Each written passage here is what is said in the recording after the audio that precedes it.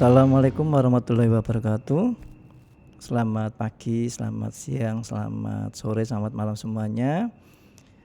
Memasuki pertemuan ke-13, kita akan membicarakan mengenai uji beda yang kedua, yaitu ANOVA. Jadi kemarin sudah uji T, ada 2 sampel besar, sampel bebas dan sampel dependent. Kemudian sekarang kita masuk di ANOVA. ANOVA ini ada 2, yaitu analisis varian satu jalan. Ya, jadi ANOVA itu adalah analisis varian, analisis of varian sebenarnya kalau di dalam bahasa Inggrisnya, sehingga kemudian disingkat dengan ANOVA.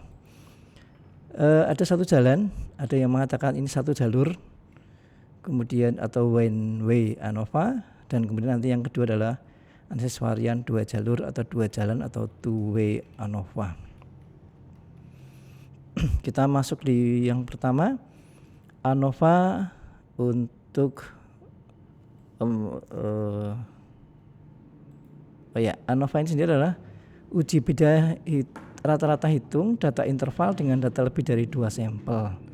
Jadi mungkin sekaligus kita sampaikan bahwa ini adalah uji beda yang penggunaannya adalah kalau datanya lebih dari 2 sampel. Kalau 2 sampel bagaimana? Kemarin kita menggunakan yang uji T, ya. Nah, sekarang kita masuk karena data bisa jadi lebih dari 2 sampel, maka kita akan menggunakan uji ANOVA. Nah, tadi saya sampaikan bahwa uji ada 2, yaitu 1 jalur, 1 jalan, dan 2 jalur. Perbedaannya di mana? Untuk yang 1 jalur one way ANOVA ini menguji perbedaan rata-rata hitung lebih dari 2 kelompok tetapi 1 klasifikasi. Jadi kita kalau misalnya hanya mengukur perbedaan nilai statistik, ya, kelas A, kelas B, kelas C, kelas D, itu aja. Ya, jadi yang kita hitung, yang kita perhatikan hanya nilai statistik, ya, dari kelas A, ya. Tapi kalau yang 2 atau lebih dengan beberapa klasifikasi, misalnya kita akan membedakan nilai rata-rata statistik misalnya dari beberapa kelas, juga kita bedakan misalnya dari jenis kelamin, gitu, laki-laki perempuan, atau dari semester 2, semester 4, semester 6 dan sebagainya. Jadi ada 2 lebih klasifikasi itu menggunakan yang two way. Tapi kalau hanya 1 klasifikasi, kita cukup menggunakan yang one way ANOVA. Bagaimana kemudian yang ANOVA 1 jalur? Langkah-langkahnya ada 6 langkah, yaitu kita akan menghitung jumlah kuadrat total, kemudian jumlah kuadrat antar kelompok, dan jumlah kuadrat dalam kelompok atau JKD. Di beberapa referensi buku statistik ini dijadikan sebagai 1 langkah. Jadi hanya menghitung jumlah kuadrat, tapi kemudian di dalamnya ada 3. Sama saja sebenarnya. Yang pertama adalah total, kemudian yang kedua antar kelompok, kemudian yang ketiga adalah dalam kelompok. Mungkin supaya mudah saya bagi 3 saja sekalian, ya. Sehingga yang total menjadi langkah pertama, antar kelompok menjadi langkah kedua, dan dalam kelompok menjadi langkah yang ketiga. Yang selanjutnya adalah menghitung rata-rata hitung kuadrat, ya, atau RK. Nanti akan didapat ini dari jumlah kuadrat, ya, antar kelompok dibagi dengan ada 2 nih, ya, ada 2 antar kelompok dan dalam kelompok. Membaginya derajat kebebasan. Kebebasan nanti berkaitan dengan jumlah variabelnya, jumlah kelompoknya. Jadi bukan jumlah data tapi jumlah kelompoknya. Ya, kalau biasanya simbolnya untuk jumlah data N, ya, kalau jumlah kelompok itu M. Oh ya, di kelompok di penghitungan jumlah kuadrat antar kelompok maupun jumlah kuadrat total ini ada per N-nya, ya, per N total, per N1 itu berarti pembaginya adalah jumlah datanya. Lalu langkah yang berikutnya adalah penghitungan nilai F, ya, F atau F0. Ya, kemudian ini juga dari perhitungan sebelumnya RKA per RKD, Ya, kemudian yang terakhir hasil ini kemudian kita bandingkan dengan nilai F tabel atau F kritis namanya ya. Lalu diambil kesimpulan. Oke. Kita langsung lihat saja ya. Nah, perumusan masalah atau kalau di dalam penelitian itu kemudian menjadi hipotesis ya. Yaitu kita ambil contoh dari data kuesioner minat berwirausaha di kalangan mahasiswa Surakarta atas dasar klasifikasinya hanya semester saja. Ya, hanya satu saja semester saja. Jadi tidak dibandingkan dengan jenis kelamin, tidak dibandingkan dengan mungkin masing-masing kelas A, B, C sendiri, atau kelas pagi, kelas malam, kelas karyawan, kelas reguler, ya, umur sekian sampai sekian dan semester tidak. Ya. Kemudian hipotesis ataupun perumusan masalahnya adalah apakah ada perbedaan rata-rata skor minat berwirausaha antara semester 1, 2, 4, 6, dan 8. Ya, 2, 4, 6, dan 8. Kalau hipotesis diduga ada perbedaan rata-rata skor minat berwirausaha antara semester 1, semester 2, 4, 6, dan 8. Ya. Nah, langkah pertama dari masing-masing data. Jadi di kolom kedua itu skornya ya untuk yang semester 2, kemudian di kolom kelima skor minat dari kuesioner ini untuk semester 4, kemudian 5, kemudian yang 8 skor minat semester 6, kemudian di kolom 11 skor minat untuk semester 8. Masing-masing datanya di kelompok pertama itu 10, kemudian di kelompok kedua 10 juga, kelompok ketiga 10, kemudian yang kelompok terakhir 5. Sengaja saya urutkan biar Anda bisa melihat bahwa ini jumlah total dari datanya adalah 35. Ya. Di beberapa buku referensi itu masing-masing menggunakan satu lagi. Ya, jadi kelompok semester 4 menggunakan 1, 2 dan seterusnya. Kemudian semester 6 juga 1, 2 dan seterusnya sampai dengan 10. Dan di semester 8 1, 2, 3 sampai 5. Tapi untuk memudahkan supaya Anda bisa begitu melihat ya, oh itu datanya dari situ ya. Jumlah 35 dari jumlah seluruhan data. Lalu masing-masing data kita kuadratkan. Ya, jadi misalnya di X1 90 kuadrat menjadi 8100. Kemudian di X2 75 kuadrat menjadi 5625. X3 60 kuadrat menjadi 3600. X4 80 kuadrat menjadi 6400. Demikian seterusnya. Kemudian di bawah yang kotak saya beri warna kuning itu sigma atau kita jumlahkan. Baik jumlah skor maupun jumlah kuadratnya. Jadi semester 2 skornya total skor ya, sigma total skor adalah 827. Kemudian sigma untuk X barnya adalah 68827. Ya. Ya. Ya. Mungkin rinciannya lebih seperti ini ya.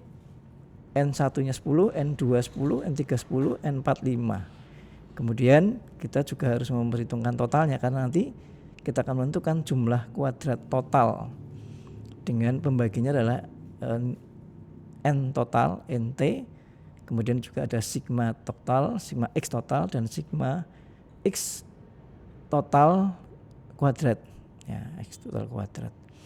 Dari mana ini? NT ini adalah penjumlahan dari semuanya 10, 10, 10 tambah 5. Kemudian 2778 adalah 827 tambah 796 tambah 745 tambah 410. Dan sigma XT kuadrat atau X kuadrat T totalnya ya, X kuadrat total 222952 adalah 68827 tambah 6388 tambah 56463 tambah 33774. Ya. Jadi ada, kalau tadi hanya penjumlahan di masing-masing, kemudian kita harus mendapatkan nilai total baik jumlah sampel total NT, kemudian jumlah datanya XT, dan juga jumlah data yang dikuadratkan sigma X kuadrat T atau sigma XT kuadrat. Nah, data ini kemudian akan kita gunakan untuk menghitung jumlah kuadrat total sebagai bagian dari langkah pertama, penghitungan jumlah kuadrat total. Dengan rumus JKT sama dengan sigma XT kuadrat dikurangi dengan sigma XT yang dikuadratkan dibagi dengan NT. Ya, kita masukkan 222952, Anda bisa lihat di atasnya, kemudian dikurangi dengan 2778 ya, sigma XT, kemudian nanti dikuadratkan dibagi dengan seluruh sampelnya adalah 35 ya. Demikian kita hitung sehingga mendapatkan hasil 2458,1711429. Nah, sebelum ke perhitungan atau langkah yang berikutnya, nilai ini sering kali menjadi bahan pertanyaan, gimana apakah nilainya harus koma-koma sekian ya, sampai berapa angka. Sebenarnya bisa saja kemudian dibulatkan 2 angka belakang koma, tapi untuk amannya, karena seringkali setelah dihitung dimasukkan ke rumus yang lain ya, apalagi nanti kita bandingkan dengan kalau menggunakan aplikasi SPSS dan sebagainya, aplikasi di komputer itu ada beda ya, karena bisa jadi kalau di komputer kan nggak ada pembulatan, tapi kita membulatkan di awal. Jadi kalau memungkinkan kita tulis semuanya dulu ya, paling enggak ya sekitar 6 angka di belakang koma. Oke. Kemudian langkah kedua masih di jumlah kuadrat, tetapi jumlah kuadrat antar kelompok. Nah, bedanya apa? Oke, lihat nih ya. Kalau di total tadi hanya totalnya saja, tapi kalau antar kelompok ya ini dijumlahkan, tapi masing-masing kelompok kita hitung ya, ya. Rumusnya adalah sigma X1 kuadrat dibagi dengan N1 ditambah sigma X2 kuadrat dibagi N2 ditambah sigma X3 kuadrat ya, yang dikuadratkan dibagi dengan N3 dan seterusnya. Lalu yang terakhir dikurangi dengan sigma XT yang dikuadratkan dibagi dengan NT. Jadi di depan ini sama semuanya, tapi di belakang ada pengurangannya. Pengurangannya adalah sigma XT yang dikuadratkan dibagi dengan NT. Nah, kita lihat dari data ini ya, X1 827 ya. 87 nanti akan dikuadratkan, kemudian pembaginya 10. X2 796 nanti dikuadratkan dibagi 10, 745 dikuadratkan nanti dibagi 10, kemudian 410 dikuadratkan dibagi 5. Lalu di terakhir dikurangi dengan sigma XT 2778 yang dikuadratkan dibagi dengan total tentu saja NT 35. Kita hitung, maka akan mendapatkan JKA sama dengan 383,1711429. Langkah kedua selesai, kita melanjut ke langkah ketiga. Menentukan jumlah kuadrat dalam kelompok ya. Kalau sudah ketemu ini, jumlah kuadrat dalam kelompok itu adalah jumlah kuadrat total dikurangi dengan jumlah kuadrat antar kelompok ya, atau JKD dengan JKA itu akan sama dengan JKT total. Sudah, tinggal dikurangkan saja ya. JKT-nya 2458,17 sekian dikurangi dengan 383, sekian sehingga ketemu JKD-nya adalah 2075. Menentukan jumlah kuadrat baik total antar kelompok dan dalam kelompok selesai. Lalu dilanjut ke langkah keempat, menentukan rata-rata hitung kuadrat. Ya. Ada 2 tadi ya, menghitung rata-rata kuadrat antar kelompok dan dalam kelompok. Nah, bedanya apa? Coba kita lihat nih. Kalau tadi dalam antar kelompok ya kemudian JKA, kemudian dalam kelompok nanti JKD, kemudian pembaginya kalau di sana total M-1 35 min 1 nanti. Kalau di bawah itu N min 1 ya, N min 1, N itu jumlah total mahasiswanya ya, jumlah total ya kalau. Kemudian M-nya adalah jumlah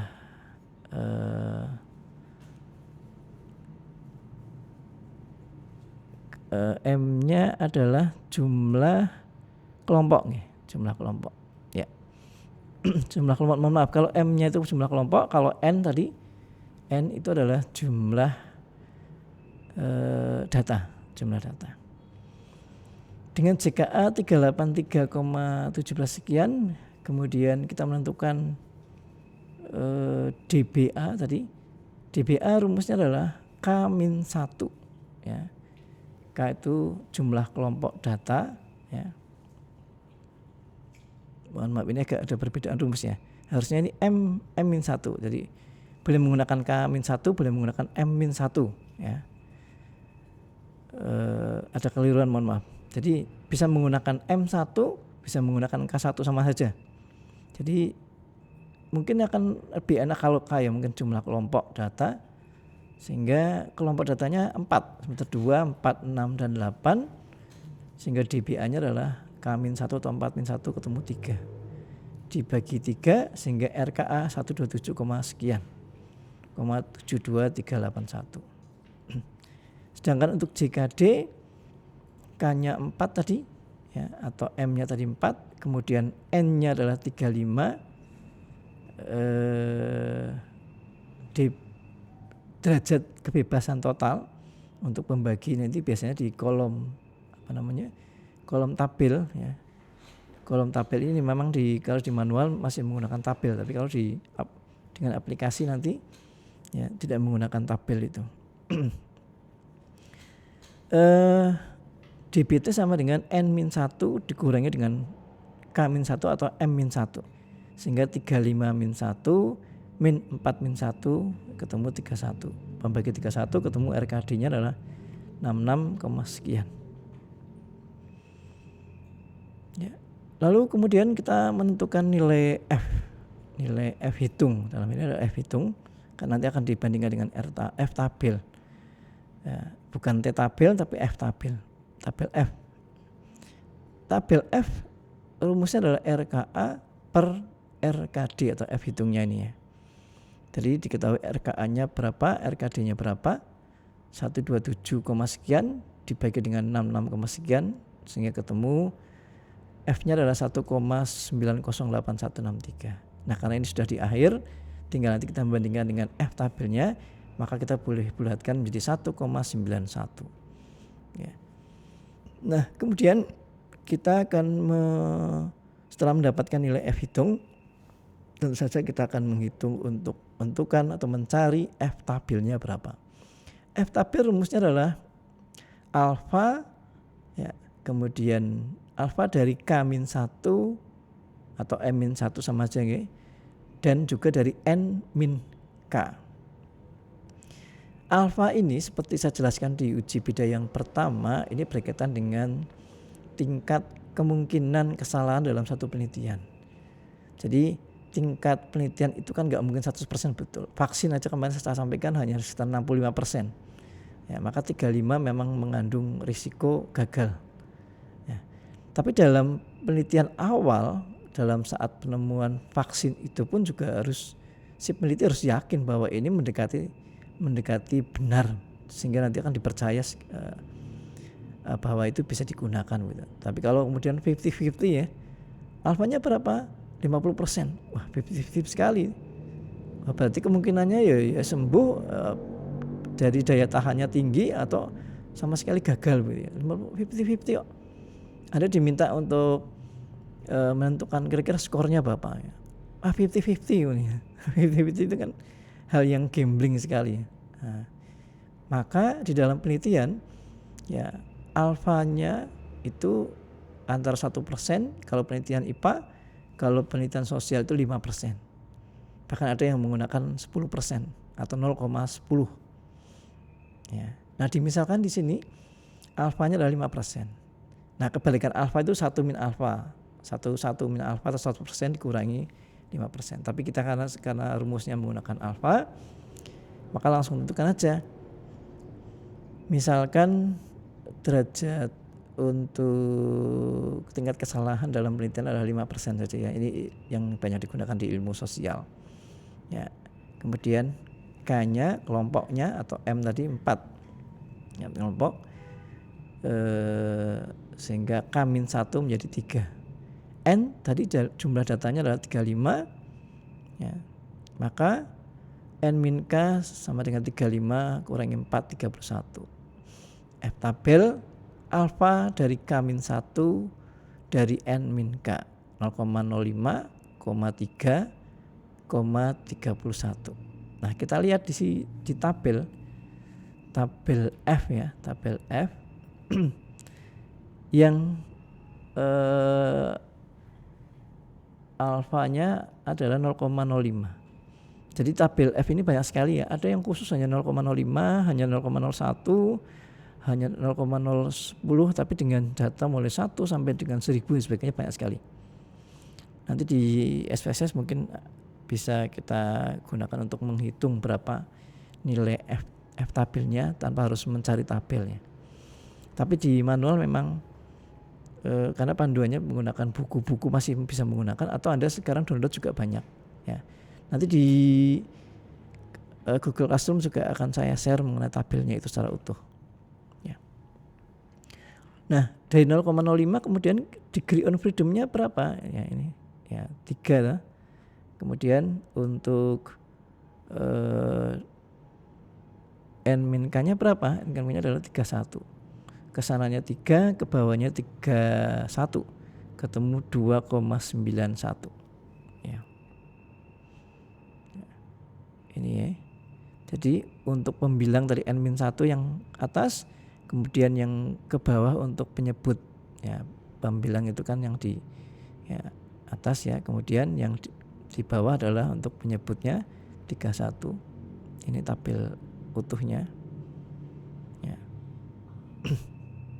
Ya. Lalu setelah mendapatkan F hitung 1,91 dan F tabel 2,91, tibalah pada saat pengambilan kesimpulan, karena kesimpulannya memang harus membandingkan ya, ada uji beda ini ya, membandingkan antara F hitung dengan F tabel dengan kriteria bahwa jika F hitungnya lebih besar dari F tabel, maka kesimpulannya ini adalah berarti menolak hipotesis ya, hipotesis 0, atau kalau di penelitian yang lain menjawab hipotesis alternatif HA atau H1. Atau ringkasnya adalah jika F hitung lebih besar daripada F tabel, maka keputusannya adalah ada perbedaan antara kelompok 1 dengan kelompok-kelompok yang lain. Sebaliknya kalau yang di bawah, F hitungnya di bawah atau sama dengan F tabel, maka kesimpulannya adalah tidak ada perbedaan antara kelompok 1 dengan kelompok yang lain. Ya. Karena nilainya F hitung 1,91, kalau kita bandingkan dengan 2,91 ya, ini ada F hitungnya lebih kecil ya. F hitungnya lebih kecil daripada F tabel, maka kesimpulannya adalah tidak ada perbedaan. Mohon maaf, ini ada keliruan juga ya, nanti kita revisi di Google Classroom ya. Jadi ini F hitungnya lebih kecil daripada F tabel, maka kesimpulannya adalah tidak ada perbedaan minat berusaha antara mahasiswa semester 2, 4, 6, dan 8. Ya, itu untuk yang satu jalur ya, one way ANOVA. Sekarang kita menginjak yang kedua, yang two way ANOVA, yaitu menguji perbedaan rata-rata hitung lebih dari 2 kelompok ya, lebih dari 2, karena kalau 2 menggunakan uji T ya, ini berarti bisa 3, bisa 4 ya. Saya gunakan agak panjang nanti, sehingga nanti kalau Anda mengerjakan tugas dengan data yang lebih sedikit akan lebih mudah ya. Jadi saya malah balik ya, contohnya mungkin agak banyak dulu, atau di beberapa di sebelum UTS, karena awal-awal contohnya sedikit, latihannya agak panjang ya. menguji perbedaan rata-rata hitung lebih dari kelompok dengan beberapa klasifikasi tadi. Sekaligus kita lihat ya. Nih, kalau tadi hanya skor minat berusaha ya, berwirausaha ya, dari semester 2, 4, 6 dan 8. Sekarang kita bedakan tidak hanya dari semester tapi juga dari jenis kelamin. Sehingga ada 2 klasifikasi di sini ya. 2 klasifikasi. Nah, perumusan masalah ataupun pernyataan permasalahan yang harus diselesaikan di dalam analisis ini atau hipotesis ini tidak hanya satu ya. Nah, ini ada yang pertama mungkin 1, 2 dan 3, ada 3 malah. Yaitu yang pertama, coba kita perhatikan ya, apakah ada perbedaan rata-rata skor minat antara mahasiswa semester 2, 4, 6 dan 8. Berarti hanya satu antar kelompok nih ya, antar satu klasifikasi ya, antar kelompok dalam satu klasifikasi seperti di one way ya. Kemudian perumusan masalah yang kedua, apakah ada perbedaan rata-rata skor minat antara mahasiswa laki-laki dan perempuan. Jadi perbedaan kelompok di klasifikasi yang kedua ya, laki-laki dan perempuan. Karena ada 2 klasifikasi, ada beberapa kelompok. Pembandingannya antar kelompok dalam satu klasifikasi ya, baik nomor 1 maupun 2. Dan yang ketiga muncul apakah ada interaksi antara semester dan jenis kelamin dalam hal minat berwirausaha ya. Jadi karena membandingkan 2 klasifikasi maka ada interaksi atau tidak ada interaksi itu ada kaitan enggak antara pembagian klasifikasi itu ya. Jadi minatnya itu nantinya apakah memang juga atas semester, juga atas dasar jenis kelamin begitu ya, kalau di pertanyaan yang ketiga. Nah, ini perbedaannya ya hanya 1, kemudian ini pembandingnya. Kalau yang ANOVA 1 jalur seperti ini hanya 1 perumusan masalah, tapi kalau dengan 2 jalur ya 3 perumusan masalah. Langkahnya sama, tetapi kemudian rumusnya ini yang agak berbeda ya, karena ini sudah gabungan dari tidak hanya 1 klasifikasi tapi 2 klasifikasi. Langkahnya sama. Yang 3 langkah pertama adalah menentukan jumlah kuadrat total, jumlah kuadrat antar kelompok dan jumlah kuadrat dalam kelompok. Kemudian yang keempat rata-rata hitung kuadrat, penghitungan nilai F dan membandingkan dengan nilai F tabel atau F kritis dan kesimpulannya. Ya. Ya. Langkah pendahuluan seperti yang pertama kita kuadratkan ya, Nah, mungkin ada berbeda dengan sebelumnya ya, maka kita kelompokkan ini. Jadi kalau datanya kebetulan tidak berkelompok ya, kita kelompokkan. Yang semester 2 kita kelompokkan, semester 4 kelompok sendiri. Demikian juga yang klasifikasi kedua, laki-laki kita dahulukan, kemudian perempuannya atau dibalik nggak masalah, perempuan dulu laki-laki sehingga ada kelompok-kelompok yang sudah benar-benar terpisah ya. Karena kita akan harus membandingkan tadi ya, antara laki-laki perempuan, antara semester 2, 4, 6, 8 ya. Maka kita juga harus di awal penghitungan sudah ada pemisahan ini. Laki-lakinya kita pisah dulu. Kalaupun jumlahnya nggak sama antara data semester 2, semester 4, 6 ya nggak masalah. Dan memang sengaja contoh ini saya berikan contoh seperti itu supaya Anda bisa lebih memahami kalau ada contoh atau latihan soal ataupun membaca buku statistik kok ternyata kalau kasusnya seperti itu gimana. Di beberapa buku saya lihat datanya hampir sama semuanya.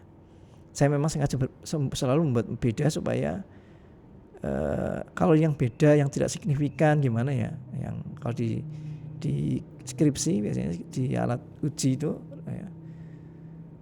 Karena misalnya regresi selalu contoh-contoh di buku signifikan, padahal hasilnya belum tentu signifikan ya. Di buku saya yang terakhir itu saya berikan contoh yang tidak signifikan, tidak normal, supaya nanti berarti ada langkah yang harus dilakukan memang sehingga menjadi banyak ya contohnya ya. Lebih baik kita menyampaikan contoh kasus-kasus yang memang banyak terjadi yang itu juga banyak dihadapi oleh mahasiswa di dalam tugas akhirnya. Ya. Oke, kemudian dihitung total masing-masing, ya, jumlah bagian pertama yang laki-laki semester 2 339, laki-laki di semester 4 402, ya, demikian juga kuadratnya. Ya. Kemudian langkah pendahuluan dihitung total dari masing-masing klasifikasi. Ya. XT-nya berapa, XT kuadrat atau X kuadrat T-nya berapa. Nah, sengaja saya berikan warna-warna nih ya, kuning dan merahnya, supaya bisa membedakan. 1195 adalah penjumlahan 339 tambah 402 tambah 378 tambah 76. Sedangkan 96257 tentu saja adalah dari kuadrat 28893 dan seterusnya. Ya. Atau ini yang X dulu ya. Kemudian yang di bawah total 827 adalah 339 tambah 488. 796 dari 402 tambah 394. Demikian seterusnya. Kalau kita jumlah menjadi 2778. Ya. Nah, ini yang kuadratnya. Yang kuadrat tadi tentu saja XT kuadrat adalah penjumlahan dari 28893 tambah 32474 tambah 29114 tambah 5776.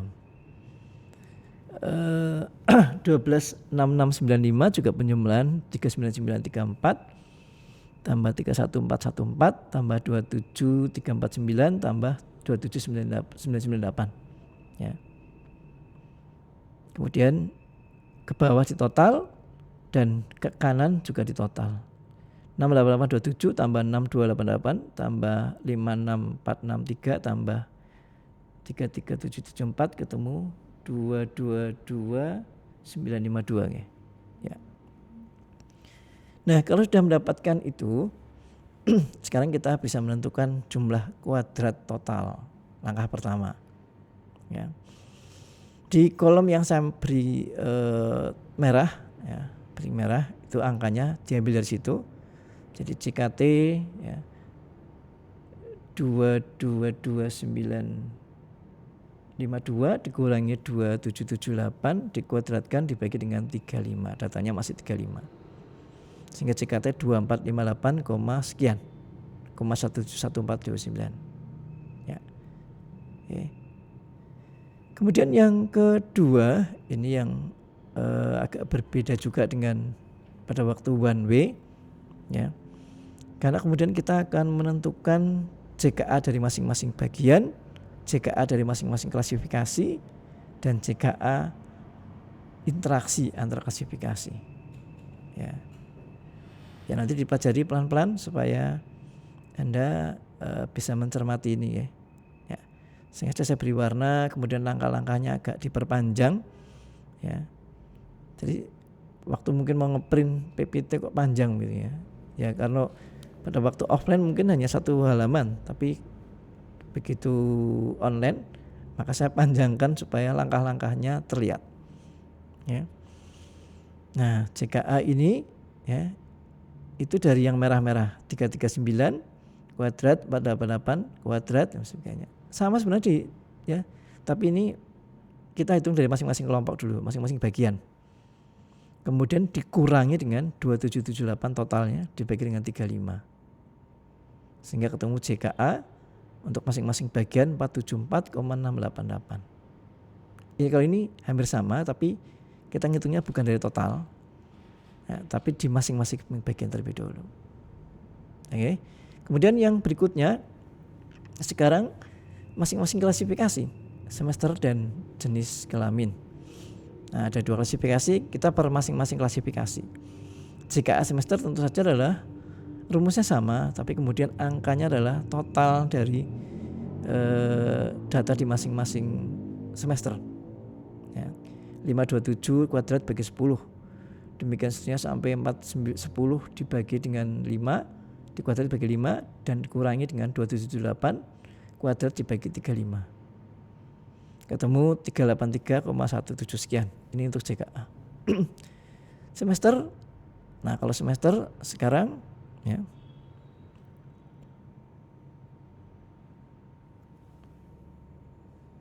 kita lihat nih ya, 1195 ya, kuadrat ya, kemudian dikurangi 1583 kuadrat dikurangi dengan 778 kuadrat, nah, dibagi 35, sehingga JKA jenis kelamin adalah 2,288 sekian. Lalu interaksinya bagaimana? Interaksi JKA inter A kalikan B ya, atau JKA min JKA A plus JKA B. JKA sudah diketahui, kemudian JKA-nya adalah semester dan B-nya untuk jenis kelamin. Dari tadi kita masukkan, sehingga JKA interaksi ya, antara semester dan jenis kelamin 88,228576. Nah, kemudian yang langkah ketiga adalah menentukan jumlah kuadrat dalam kelompok. Rumusnya JKD sama dengan JKT min JKA. Ya, bisa itu, ringkasnya itu. Kalau mau agak panjang, JKT min ya, penjumlahan dari JKA masing-masing gitu. Ya, ketemu JKD sekian. Jadi JKD, JKT, JKA itu memang dihitung dan itu bisa saling menentukannya. Ya. Lalu yang keempat, menentukan rata-rata hitung kuadrat untuk ketiga JKA dan JKD. Ya, rumusnya RKA sama dengan JKA per dB ya, derajat bebas tadi ya. Untuk yang A tentu saja adalah jumlah kelompok A, RKB jumlah kelompok B ya. Kemudian kita ke sana ke sebelah kanan, dB totalnya adalah N-1 35-1, kemudian untuk JK semester K-1 4-1, untuk yang jenis kelamin K-1 nya adalah 2-1, sehingga derajat kebebasannya adalah ya, untuk yang inter, kalau yang inter ini dikalikan dikalikan ya, 3 kalikan 1 sama dengan 3. dB untuk JKD, dB total dikurangi dengan derajat kebebasan JK semester dikurangkan semuanya ya ketemu 27. Nah, RK tadi pembaginya adalah yang semester ya, semester pembaginya tentu saja 3, untuk yang JK pembaginya 1, untuk yang interaksi pembaginya juga 3 ya, dari yang atas ya, kemudian ya, lalu yang RKD-nya pembaginya tentu saja adalah 27 ya, rumusnya dari yang sebelah kiri ya, sebelah kiri rumusnya angkanya diketahui yang atas, hasil perhitungannya di bawah. Ya, kemudian setelah ketemu RK dan seterusnya, RKA dan RKD, lalu kita menentukan untuk yang di langkah menjelang terakhir yaitu nilai F hitung ya. Tapi masing-masing ya, karena ada 3 perumusan masalah tadi, apakah ada perbedaan nilai rata-rata dari minat berusaha dari antar semester ya, kemudian antar jenis kelamin dan juga interaksi di antara keduanya. Makanya di sini adalah F semester, RK semester tentu saja dibagi dengan RKD.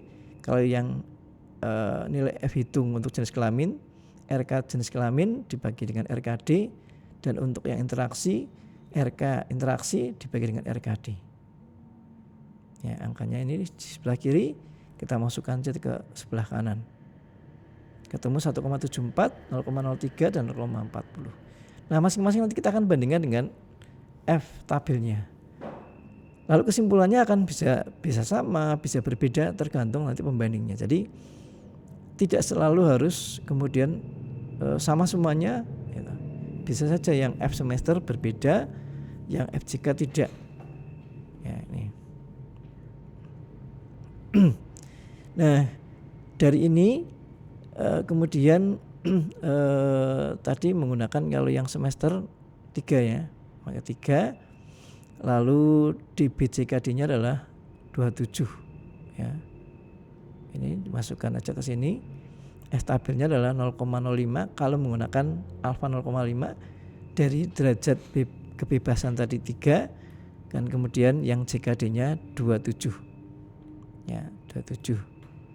Sehingga di tabel itu yang 27 yang ke bawah, 3-nya yang sebelah kanan. Ketemu 2,96.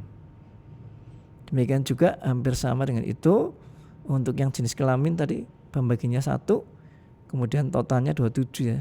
27. Sehingga yang ke bawah 27, yang ke kanan adalah 1 ya, 1. Ketemu 4,21. Dan yang ketiga interaksi, tabel interaksi ya, pembaginya 3 ya, derajat bebasnya 3, totalnya 27. Yang ke bawah 27, yang ke atas 3, ketemu 2,96 ya. Kriteria sama, kalau lebih besar dari F tabel maka ada perbedaan. Kalau lebih kecil atau sama dengan tidak ada perbedaan ya. Kemudian F hitung, nah ini masing-masing ya. Sekarang karena ada 3 hipotesis, kita akan menyimpulkan satu persatu. Kesimpulan pertama, apakah ada beda minat usaha antara semester 2, 4, 6, dan 8? F hitungnya untuk ini untuk semester adalah 1,74. F tabelnya adalah 2,96. Karena F hitung 1,74 lebih kecil daripada F tabel, maka kesimpulannya adalah tidak ada perbedaan minat. Tadi lebih kecil ya, ini ya, lihat. Nah, lebih kecil. Ya, kalau yang ada perbedaan lebih besar. Ya. Kalau lebih kecil berarti memang tidak ada perbedaan. Jadi artinya di masing-masing kelas itu ya, minatnya bukan karena ada beda semester begitu enggak ya. Mungkin ada faktor lain di dalamnya ya, faktor mata kuliah, faktor motivasi yang bersangkutan gitu ya. Ya. Nah, demikian juga untuk yang pertanyaan kedua, perumusan masalah yang kedua, hipotesis kedua, apakah ada beda minat usaha antara laki-laki dan perempuan? Ya. Dengan F hitung 0,03, F tabelnya 4,21, itu saja adalah F hitung lebih kecil daripada F tabel. Dengan demikian, simpulannya adalah tidak ada perbedaan minat berusaha antara jenis kelamin laki-laki dan perempuan. Lagi-lagi, kesimpulan yang kedua juga tidak ada perbedaan minat antara jenis kelamin. Jadi faktor lain, cuma faktor lain kita tidak ketahui ya. Nah, kalau dalam penelitian kita memilih itu karena berdasarkan teorinya apa ya, kemudian dasarnya harus kuat. Tapi kalau kita ingin meneliti misalnya seperti ini, untuk laki-laki dengan semester ada perbedaan enggak sih? Nah, kebutuhannya apa? Misalnya begini, saya ingin mungkin mencari mahasiswa yang berminat berusaha antara semester 2, 4, 6 itu yang dominan di mana di kelas mereka. Apakah semester 2, 4, misalnya begitu. Maka kita akan membaginya atas dasar semester. Kalau kita ingin membedakan antara laki-laki dan perempuan itu yang lebih minatnya lebih tinggi yang mana gitu ya. Nah, ada beda enggak sih di antara mereka kalau laki-laki dan perempuan? Maka kita membaginya atas dasar jenis kelamin. Ya. Lalu yang ketiga adalah apakah ada interaksi antara semester dengan jenis kelamin? F hitung interaksi semester kalikan JK 0,40 dan F tabel interaksi semester kalikan JK ya 2,96. Dan untuk interaksi karena lebih kecil daripada F tabel, F hitung lebih kecil daripada F tabel, sehingga kesimpulannya adalah tidak ada interaksi semester dengan jenis kelamin pada minat berwirausaha mahasiswa. Ya, ini sudah selesai ya.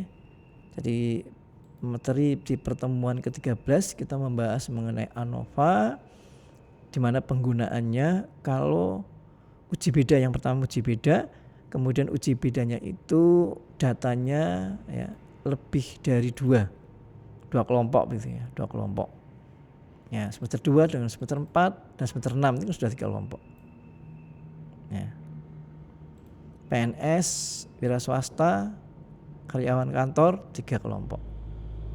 Ya. Kalau jenis kelamin ya 2 kelompok sih ya.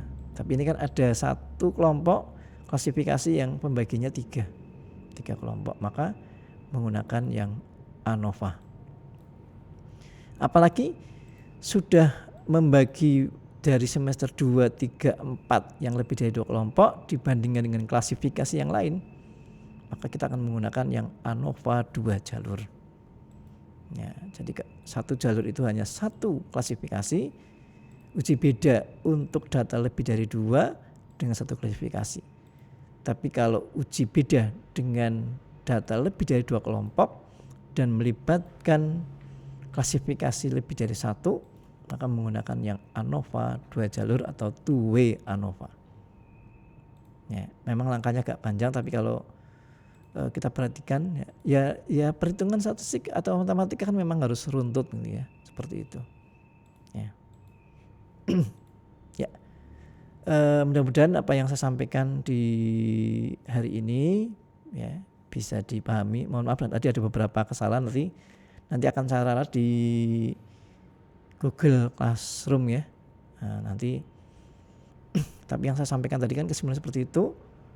Ya, kalau menurut Anda kemudian untuk mencocokkan Anda harus membaca di PPT saya.